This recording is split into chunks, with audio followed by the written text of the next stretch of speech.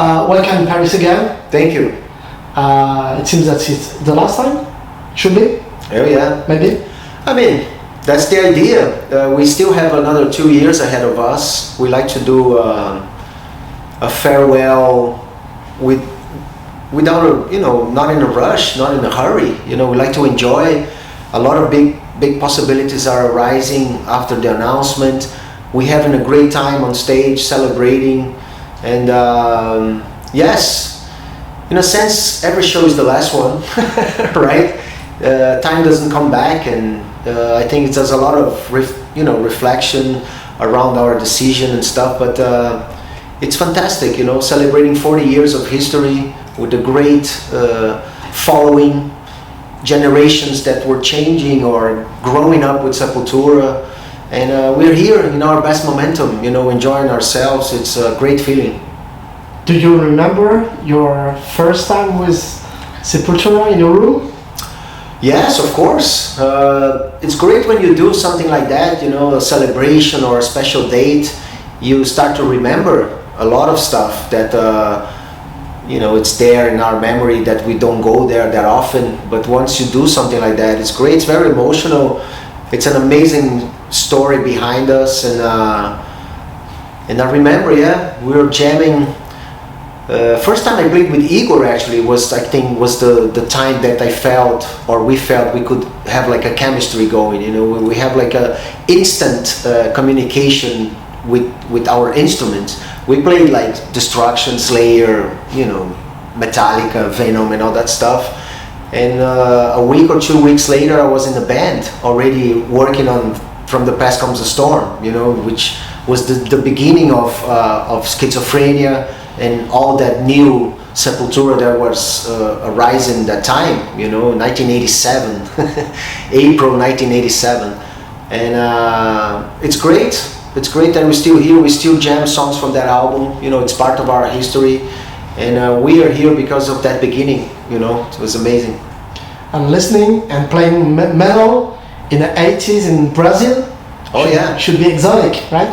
Well, for a French, yes, not for Brazilians.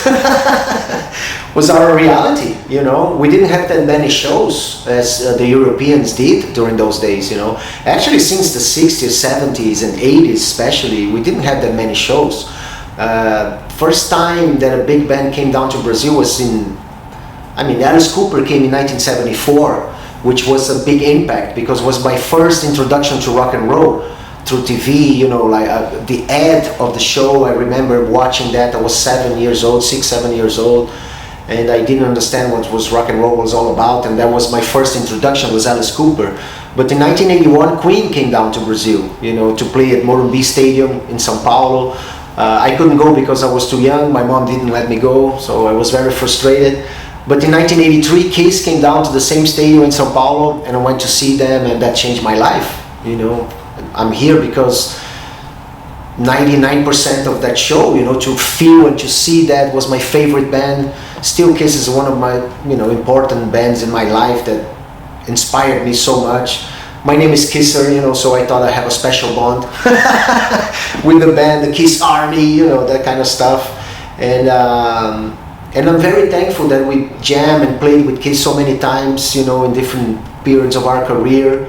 And I could meet my idols, and thanks to Sepultura career, thanks to music, from a fan watching in São Paulo in 1983, and then sharing the stage in the last Brazilian tour we did together.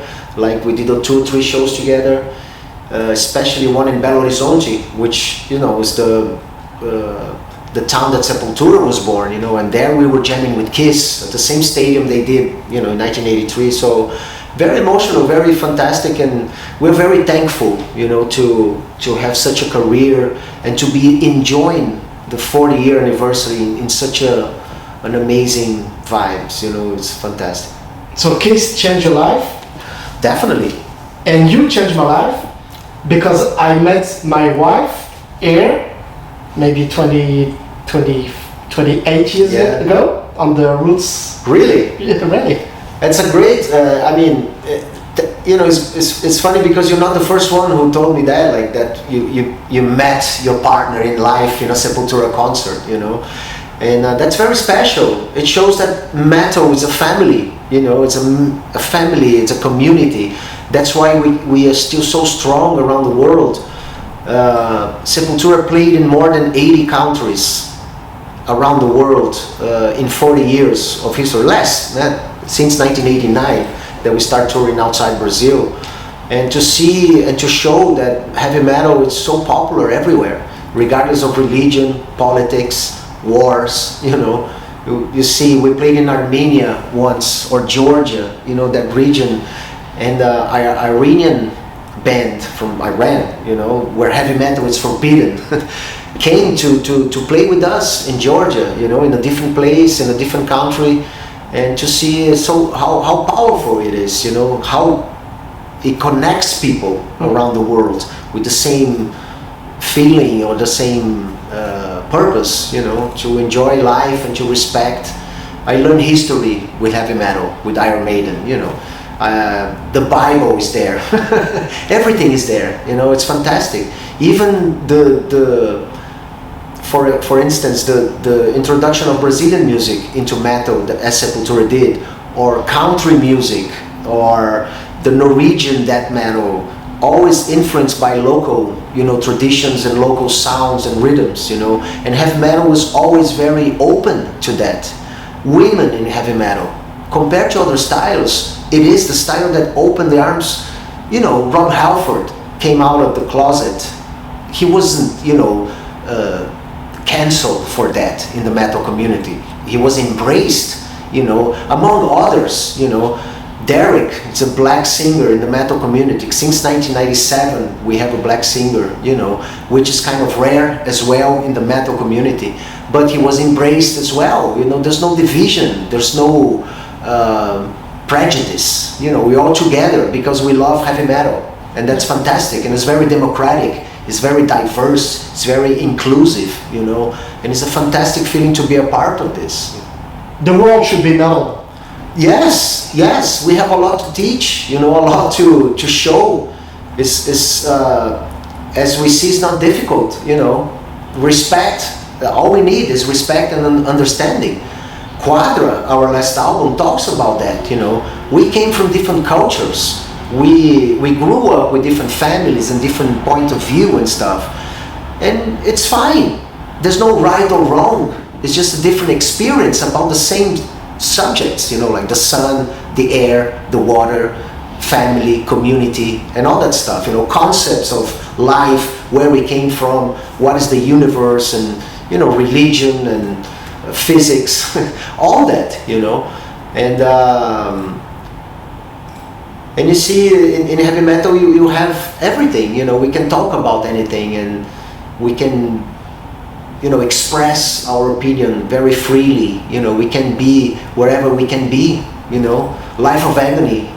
Changing gender and stuff inside heavy metal, always embraced and stuff. He was not judged or questioned. About. Of course, we have the haters. I love our haters. They are a part of our life. But as I say, in a general, the community it's really very warm, very love. There's a lot of love involved, which is fantastic.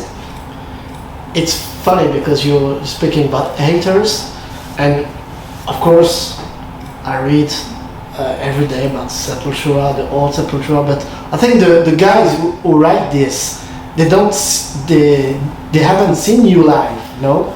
I don't care, man. It's up to them. I mean, they're missing their opportunity to be alive in the present.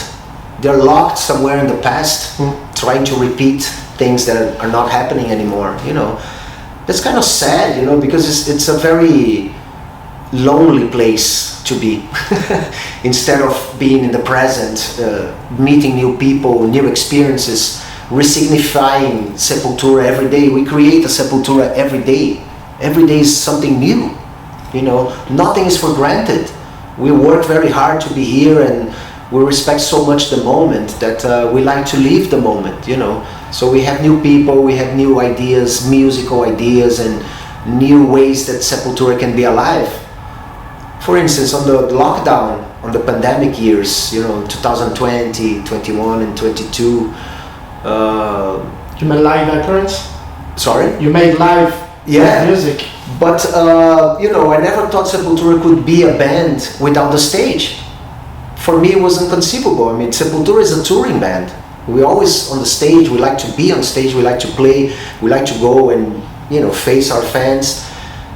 But somehow we recreated, a Sepultura without a stage, which was everybody at their homes, making the videos, the Sepulquarta. We created an album out of it. We were creative in a different place. We cannot really be crying, oh, we cannot play, we cannot rehearse, we cannot meet, we can't. Okay, fact.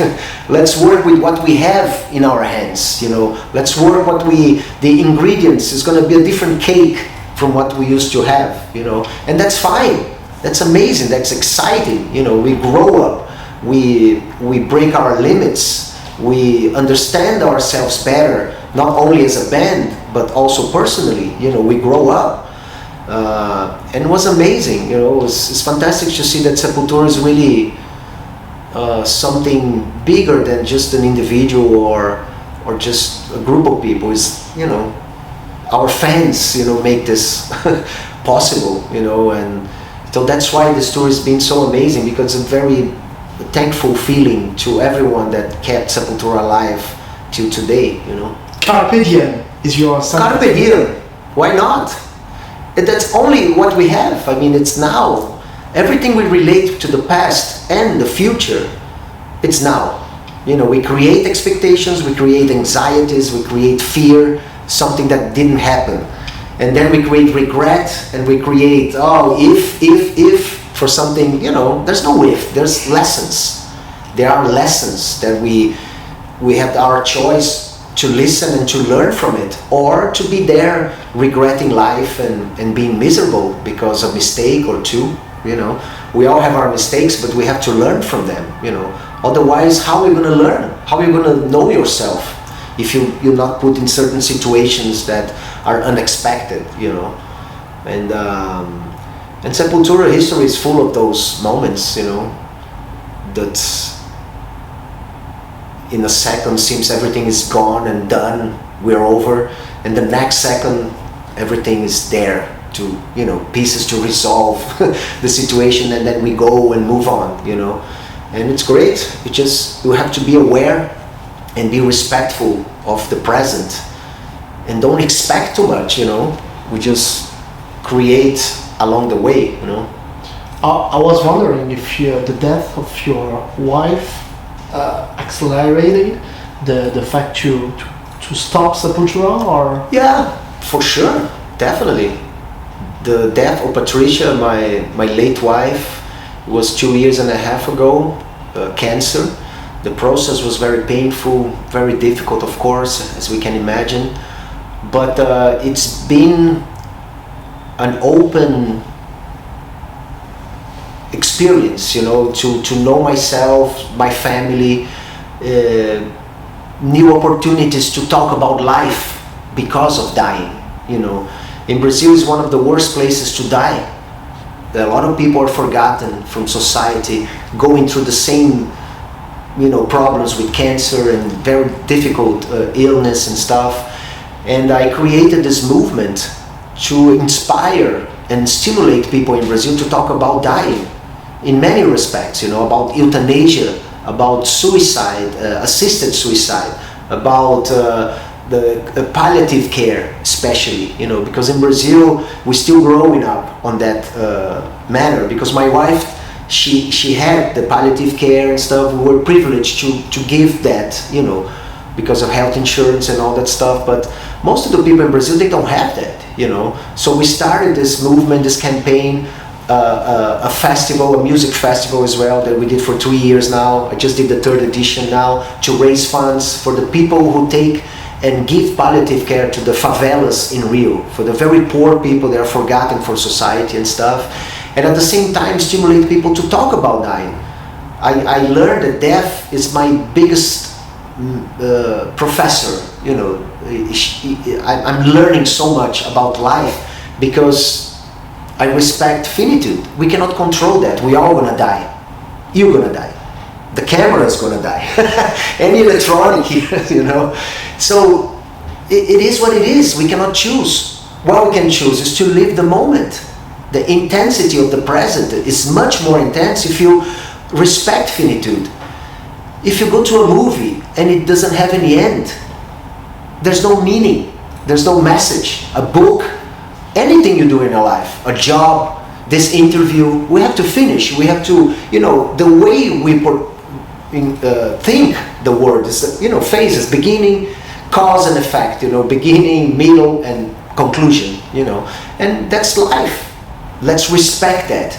Let's not try to live forever, AI, robots, and all that stuff, Let's be human, and respect finitude, respect dying. And it's been very amazing for me, the experience I had with my family and my wife and Sepultura now, is something very respectful that we give to ourselves, the respect for the present and the life we have, and of course it's a very difficult situation, very painful, a lot of sadness and sorrow, the grief. But at the same time, there's a beauty around everything. We should talk about dying with our family, the last wishes, how we're gonna do the dividing the money for the people who stayed, documents you need to sign. Talk about. Death is maybe taboo, right? Yeah, a big taboo. People have this idea, if you talk about dying, bad things are gonna happen and stuff. It's totally the opposite.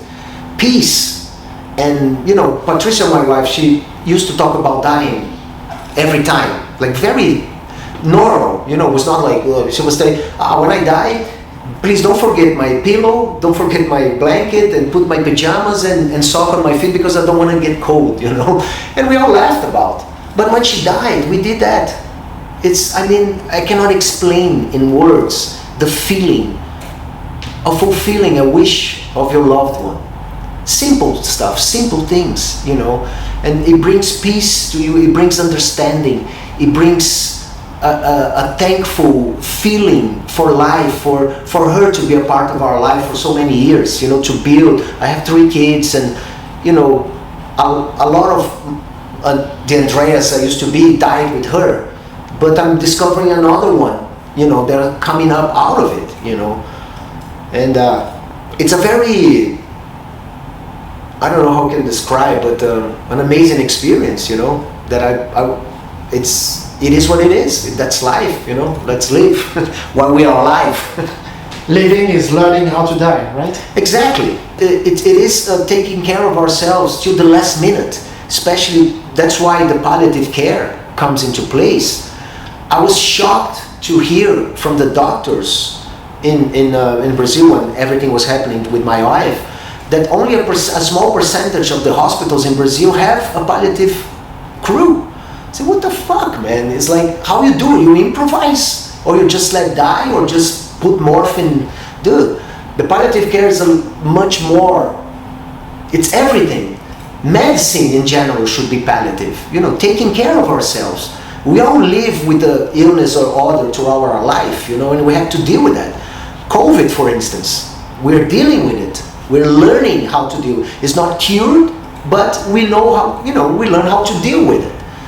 And that's the type of thinking that we need to change, especially in Brazil, And to talk about dying, like I said, euthanasia, assisted suicide, and so many different things that many and most of the Brazilians, they don't even know that exist, the possibility, While our neighbors in Ecuador, in Chile, or Argentina are much more advanced on those matters. Same in the US, same in Europe, like Switzerland or Belgium, on different places.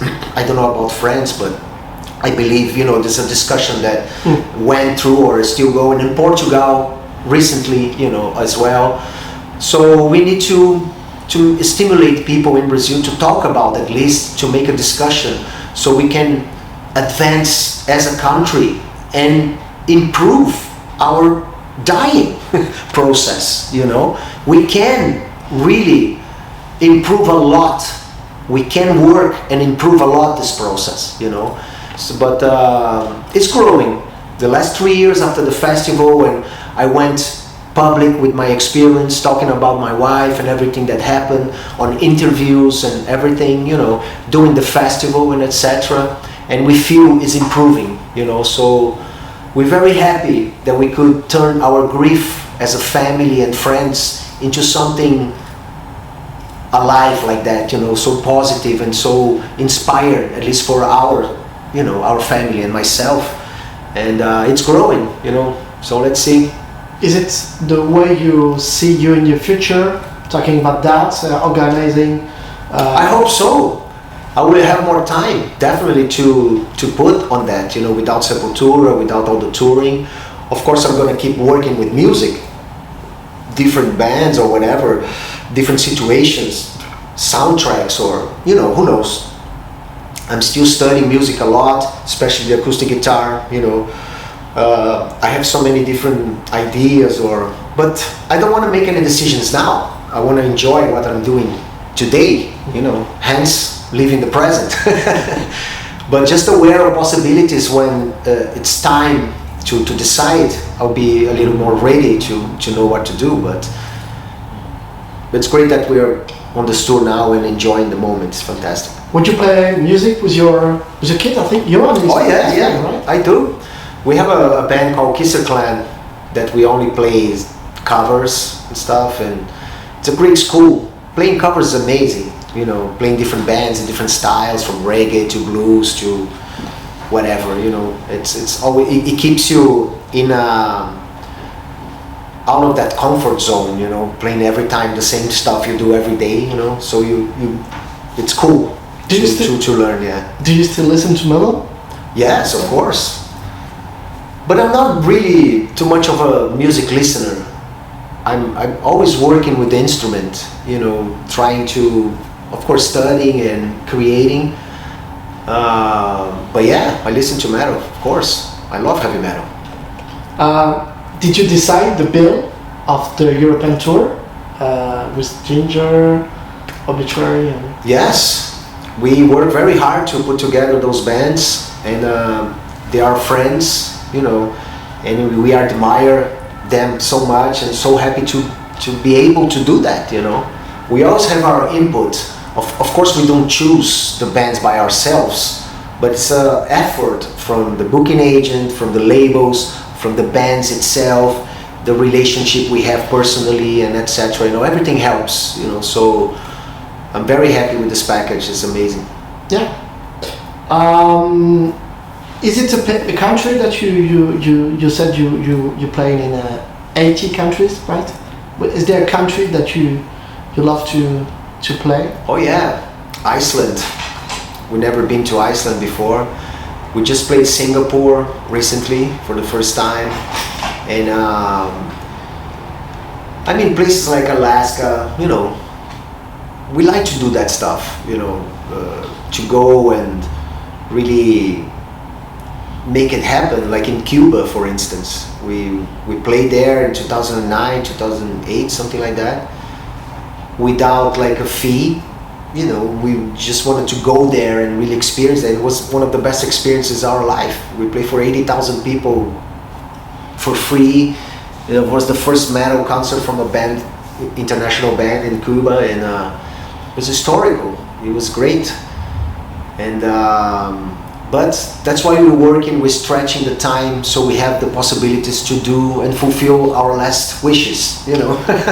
That's why, I mean, dying gives a whole new perspective on things, which is great. You know, you see light everywhere. When you respect the darkness, whatever dying is, you know, could not be darkness, who knows. When will it be your last show? We are planning to do that in Brazil in 2026, a big concert in São Paulo with friends, including all the members and ex-members, including the Cavaleira brothers. We're working very hard to have that party going. I'm not interested in any argument, who is right, who is wrong, who cares? That's irrelevant. I'm gonna have my point of view, he's gonna have his point of view, that's fine, see you later, you know. Just let's jam, let's have a good time on stage and celebrate this beautiful history we had created together, you know. So let's see what happens. Is it a wish or? No, we're working on it. Of course, it's a wish, but that's the plan as well. And they said yes? No, we're working on it. Okay. I don't know. There's still some time to go.